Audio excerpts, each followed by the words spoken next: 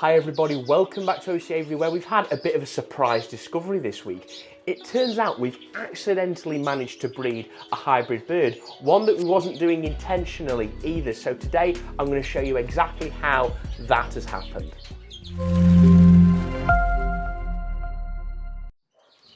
So first, let me take you back to the beginning of June, approximately 7 weeks ago. Some cage space has freed up on this far wall, so we have a breeding cage spare. So I decided to put together a mule pair. We had an agate goldfinch cockbird, this is a Siberian goldfinch, it was 4 years old, and a feeder canary hen, both spare birds that weren't being bred from this season.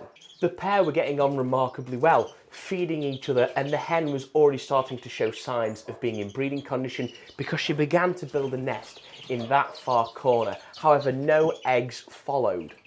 And then randomly one night at 4 years old, that Siberian goldfinch cockbird sadly passed away, and I don't really know why. So it meant that we had a female canary with a nest built up on her own.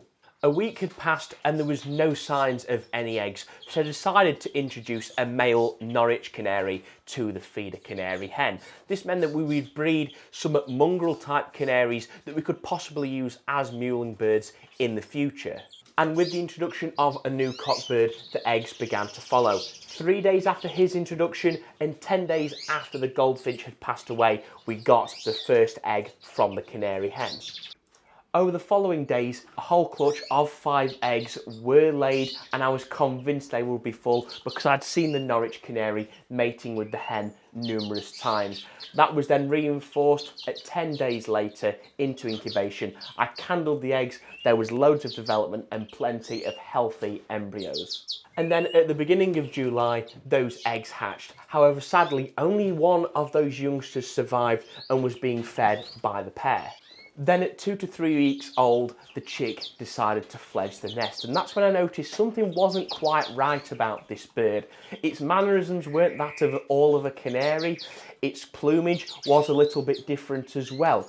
On the flight feathers, it actually had bars, so that's wing bars, and that is not a common trait of a canary either.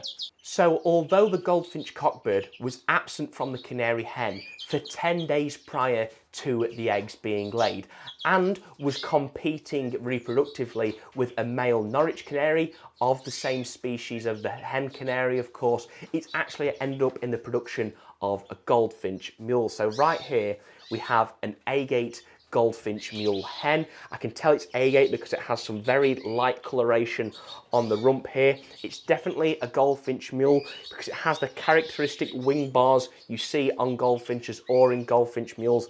She's a stunning little bird. So what we're going to do now is pop her in a photography cage and take a closer look.